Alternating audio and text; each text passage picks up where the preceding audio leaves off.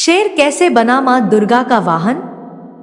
शेर के मां दुर्गा का वाहन बनने की कहानी तब शुरू होती है जब देवी पार्वती घोर तपस्या करके भगवान शिव को पति के रूप में पाने की कोशिश कर रही थी।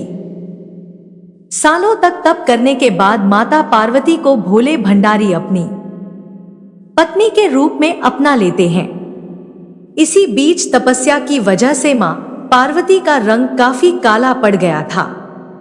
एक दिन ऐसे ही बातचीत के दौरान भगवान शिव मां पार्वती को काली कह देते हैं। यह बात उन्हें पसंद नहीं आती। वो नाराज होकर दोबारा तप करने के लिए चली जाती हैं। एक दिन बाद घूमते घूमते एक शेर घोर तप कर रही मां पार्वती के पास पहुंचा। उन्हें खाने की इच्छा से वो वहां घूमता रहा।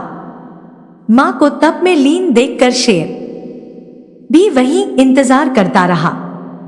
देवी का इंतजार करते करते सालों बीत गए।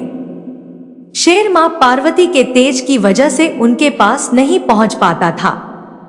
कोशिश करता और असफलता हाथ लगने पर दोबारा लौटकर कोने में बैठ जाता। होते होते कई साल बीत गए। मां के तप से खुश होकर भगवान शिव प्रकट हुए और मां से मनचाहा वर मांगने को कहा। देवी पार्वती अपना गोरा रंग वापस चाहती है। भगवान ने आशीर्वाद दिया और वहां से चले गए।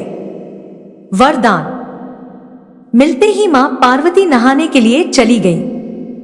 नहाते ही उनके शरीर से एक और देवी का जन्म हुआ जिनका नाम कौशिकी पड़ा। उनके शरीर से काला रंग भी निकल गया था और मां का रंग पहले की तरह ही साफ हो गया।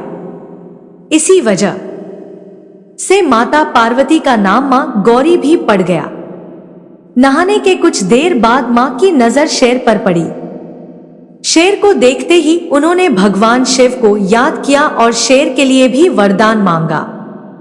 माता पार्वती ने भगवान से कहा, हे नाथ, यह शेर सालों से मुझे भोजन के रूप में ग्रहण करने के लिए इंतजार कर रहा था। मेरे पूरे तप के दौरान यह यही था। जितना तप मैंने किया है उतनी ही तपस्या इसने भी की है। इसी वजह से अब वरदान के रूप में इस शेर को मेरी सवारी बना दीजिए।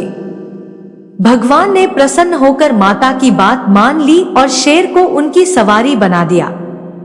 आशीर्वाद मिलने के बाद माता शेर पर सवार हो गई और तभी से उनका नाम मां शेरावाली और दुर्गा पड़ गया।